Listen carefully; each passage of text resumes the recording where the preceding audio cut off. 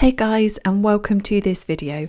In this video, I'm going to show you how to access Google Sites on your phone.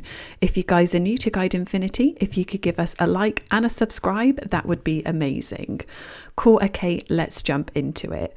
So you can use any desktop browser for this, but we are going to use Google Chrome in this example. So what you want to do is you want to open up Google Chrome, and in the search bar, you want to type in Google Sites. And then as you can see, you want to click on that first one at the top there.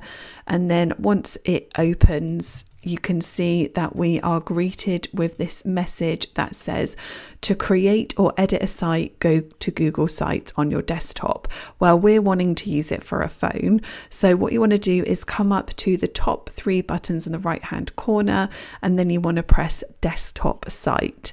And then what's that is going to do is it's going to load the desktop site for you on your phone, which is amazing. So you can then edit existing websites, you can create a new one.